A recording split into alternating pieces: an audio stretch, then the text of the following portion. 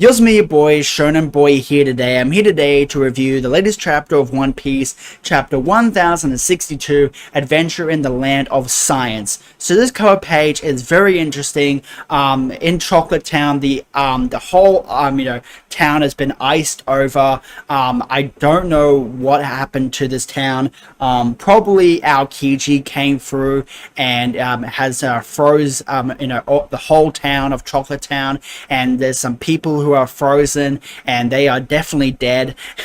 So Aokiji has definitely not playing around or anything like that, and this is very interesting because why is Aokiji in Whole Cake Island?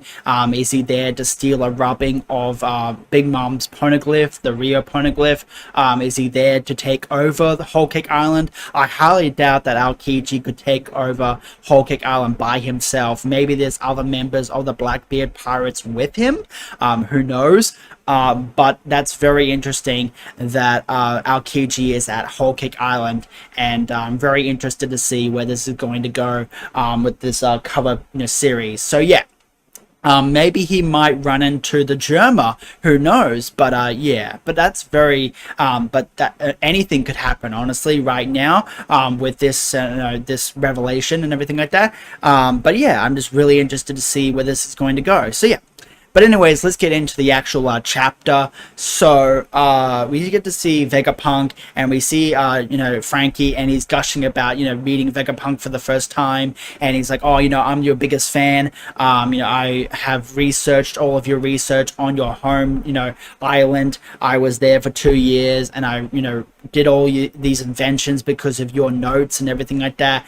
And I'm really I'm really psyched to meet you and everything like that. You're my idol. I'm your biggest fan and everything like that. And then Sanji has the hard eyes, and Usopp is like gushing over the big robot. So yeah. And then Vegapunk introduces herself, and and Robin says this can't be Vegapunk because Vegapunk is always meant to be an old man. Robin knows some things about Dr. Vegapunk. I'm not surprised because she has been with the Revolutionary Army for 2 years, so she probably knows some inside knowledge about who Vegapunk is and everything like that. And yeah, so Vegapunk introduces herself, and she says, yes, I am not the actual Vegapunk. I am just a clone or a robot of him. And there's later on the chapter they tell us that there is there's 6 different Vegapunks, and then there's the head who is actually the real Vegapunk. So there's actually 7 Vegapunks. So yeah, and this is one of them, and this is Punk 2, and it's called Lithian, and there are different types of there's different Vegapunks, and they all have different names and everything like that. So yeah, I'll get into that later on in the chapter. So yeah.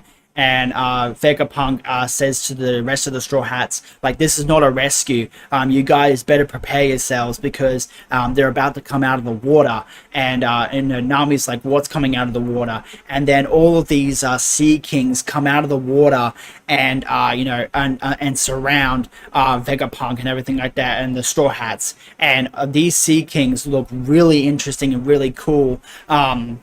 They all have all these different numbers, and they all are robots, I'm assuming. And we've got a tiger, we've got a bear, a giraffe, and we've got a wolf and everything like that. And there's all these different types of Sea Kings, and they look really cool, and I like their designs, and the artwork is really good. So yeah.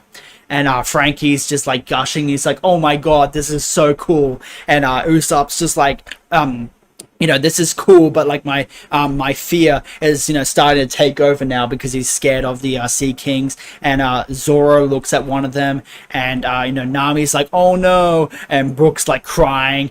And yeah, so yeah. And then, for some reason, Zoro, because he's probably wet, Zoro takes off his shirt, and they also try to, they basically talk up Zoro, saying that, like, oh, you know, the Straw Hats, they were just dubbed a newly emperor team, like a new emperor, like, you know, a crew, and this is Zoro, one of their heads, and he has a bounty of 1,100,000,011. So yeah, and they're really gassing up, you know, Zoro and everything like that. So yeah, and he's like, look how calm and collected he is, and everything like that. So they're really gassing up, you know, Zoro, and they also, you know, talk about, you know, Robin as well. How, you know, don't mess with Robin, and you know, and look, it's Robin, the, you know, the demon child. So yeah. And then Zoro says something very interesting. You know, Zoro says, I am, you know, Vegapunk, there's something I want from you. You better play nice. So why does Zoro want something from Vegapunk? I wonder what it is. Maybe it has something to do with the Mihawk Seraphim. Who knows? But yeah, but Zoro has something that, you know, has something to ask Vegapunk or something like that, and he wants something from him. So I'm interested to see why Zoro wants something from Vegapunk. So yeah. If you have any theories or suggestions, put that in the comments down below. So yeah. Moving on, so we move over to Bonnie, Luffy, and Jinbe, and you know, Chopper team now, and we see the back of Vegapunk, the Vegapunk 1, the actual Vegapunk, and he says, bring in the Straw Hats, I'm very interested in their crew. So the Straw Hats are going to go to where Vegapunk is, and we see he has like a helmet on with like a radio, but we don't see him at all. He has his back to us, and yeah. And then we get some more insight on Bonnie. So we get a little bit of a backstory for Bonnie, not much, but Bonnie is the daughter of Kuma, and she tells you know, Jinbe about Kuma and why she's here on Egghead Island. She is here to meet Vegapunk and asks him, you know, why he did all this to her father, you know, Kuma, why he took away his emotions and all the and all of his like personality and made him into a cyborg, and why did he do all this to Kuma. And you know, Jinbe's like, that's awful, how could he do that? And yeah, so this throws a bit of a wrench into the whole theory that you know, Bonnie was you know, Kuma's mother.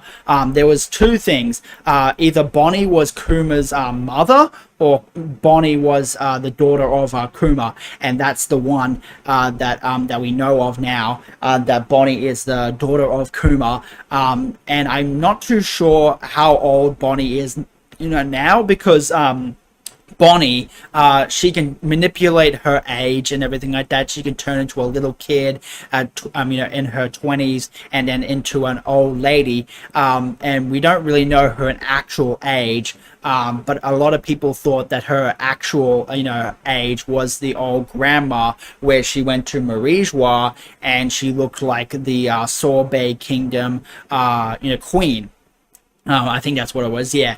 And a lot of people thought that was her actual form as the old lady. Now, I don't really know if that is, you know, if that is the, you know, is that going to be how old she is, because we don't know how old Kuma is, because he probably stopped aging because he's turned into a robot, and he stopped aging, and I don't really know how old, you know, how old Bonnie is. So she might be the old lady, but I can't see that, honestly. And I think that she is probably the form that we see her now is her actual form, and she's in her in her, you know, 20s. So yeah.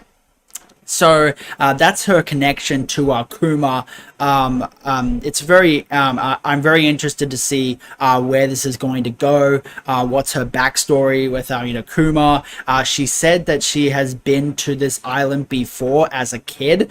I want to know more about Kuma, why he joined the Revolutionary Army, why did he go to the world government and join the Seven Warlords, and why did he become a cyborg and lose all of his memories and his personality and everything like that. There's a lot of things that we need to find out about about Vegapunk and also Kuma, and what their relationship is, and why Kuma did all this stuff. Why did he join the Revolutionary Army? Why did he join the government? Why did he join the Seven Warlords? And why did he become a cyborg? We need all these questions to be answered, Oda. Why are you making more questions than actually answering these things? So yeah. He's making way more questions than he is answering things. So yeah. But this chapter was very wordy. So yeah. So moving on, then we go up the ladder into Vegapunk's lab, and we see this, this massive laboratory, and there's all these different inventions and everything like that, and they're all holograms. Luffy tries to grab one of the holograms that looks like a Sea King, Sea King monster, and he tries to grab it, and they think that Luffy actually got eaten, but he goes straight through the hologram, and you see another hologram, which is just a parfait, a dessert, and they try to eat it. Bonnie and Luffy and Chopper try to eat it, and they go straight through it. And it's actually kind of funny because Luffy, gets really angry over the parfait being fake, and he looks like he's going gear 5th, and I'm like, why is Luffy getting so mad over this hologram? Like, what the hell, Luffy? So yeah. But anyways, and then moving on, we see another variation of Vegapunk, and it's this big sort of robot that has a jetpack on, and it looks like Mega Man. Honestly, it looks like a straight from Mega Man. And it has different colored hair. I don't know what the color of the hair is because it's manga, but it has one dark part and it has one light part, and it kind of looks like Uta, the whole face and the eyes and the different hair color and everything like that. But obviously, the design is different. They say that this robot is as big as Kaido. So this is a big robot, and and it's stomping around, and Luffy tries to go and attack it, and the robot just punches Luffy, and Luffy gets knocked back into a machine, and this is the food creating machine, and it makes a burger. And basically what this machine is, you press all these different buttons, and they have all these different types of food, and whatever button you press, it makes the food for you, and you can actually taste it and eat it and everything like that. It's like that that movie Chance of a Meatball or something like that, and where there's different types of they make a food machine that pops out all these types of food. I'll show you an image of the movie that I'm talking about, Cloudy on Meatballs or something like that. Yeah, that's what it reminds me of. So yeah.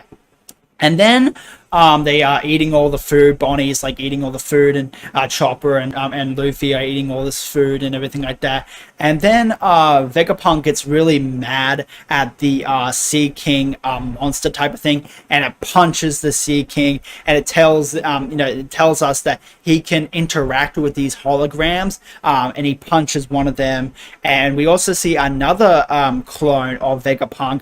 This one is sort of the same sort of design as Vegapunk 2, with the hourglass sort of figure, but the face is a little bit different, and the hair is down to his shoulders, and everything like that. And they high five each other, and they sort of are talking to each other and everything like that. So yeah.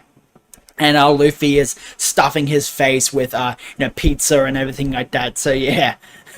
And then Vegapunk introduces himself to Bonnie and Luffy, and also Chopper, and also Jinbe, and saying that I'm Vegapunk, and this is my the island of science, and what are you doing here, and everything like that. And then Bonnie says, what, this isn't Vegapunk, this is obviously a lie. So Bonnie has actually met the real Vegapunk, and this is not his actual body. So yeah, and that's what we suspect. So yeah, moving on. So next page, we get to see CP0, and we get to see Rob, Lucci, Stussy, and also Kaku. We haven't seen these guys for a very, very long time, and they are sailing to Egghead Island, and they're talking about their mission, that their mission is to assassinate Vegapunk, and they're going over the different bodies that Vegapunk has. They go over, there's a Vegapunk who's the head, and they got Vegapunk 1, which is Logic, which is Shaka or something like that. And then we got Vegapunk 2, which we've already seen, Lethia, Evil, I think that's how you pronounce it. And then we got, Punk 3, which is Flare, Edison, and then we got Punk 4, which is Wisdom, Pythias, I can't even pronounce that word, sorry. And then we got Punk 5, which is Wealth, which is Atlas, and then we got Punk 6, which is Desire, Yorker. And these are all the different types of Vegapunks that he has underneath his command, and the head is the actual Vegapunk that everyone is talking about, which is the old man that everyone's probably talking about. And we're probably going to see all these different variations of Vegapunk. We've already seen a couple of the variations. We've already seen number 2. We've already seen number 6 as well. I think it was number 6. Yeah, number 6. We've already seen number 6. And we've also seen number I think it's P. Oh no, that's not actually part. That's actually not. That's actually not Vegapunk. He actually this is just a PX. I think it's like PX 28. It looks like a 28, but it's not actually one of Vegapunk's sort of like models. I thought it was part of Vegapunk, but it's actually not. It's one of the assistants, I think. So yeah. We've only seen number 6 and number 2. We actually haven't seen any others, and we've seen the back of Vegapunk and everything like that. So yeah, and they've mentioned Punk 1, which is Shaka. So yeah. And then we see this is the last page of the chapter, but we see a Kuma Seraphim, a PX Kuma Seraphim, and it's got the black wings and everything like that. And this one's very tall, and it's got a star in the middle of his chest, and it looks really cool. And we see the logo of the CP0, which is they give us their names. Lucci, Stussy, and also Kaku, and we get to see these characters. It's been a very, very long time since we've seen Lucci and also Stussy and also Kaku. I wonder what they're going to be doing. They're sailing to Egghead Island, and I thought that they might run into the Straw Hats, maybe. Rob Lucci might run into maybe Robin, who knows. They might run into Luffy. We might get a rematch between Luffy and also Rob Lucci. That'd be really cool to see, a rematch between those guys. But I honestly think that Luffy can beat Rob Lucci no problem. I don't even think he needs Gear 5 or anything like that, because Luffy is so much more powerful than Rob Lucci right now, and I just don't see Rob Lucci standing up to Luffy, Mythical Zoan right now with Gear 5 and everything like that. I just don't see, if they had a rematch, I just don't see them going at each other and everything like that. that and being on the same sort of level. But yeah. But this was a very good chapter. I'm really interested to see, what is in store for next week's chapter with with the CP0. Are they going to run into the Straw Hats? Why are they going to assassinate Dr. Vegapunk? And what's their what's their goal? I thought the world government was on good terms with Dr. Vegapunk.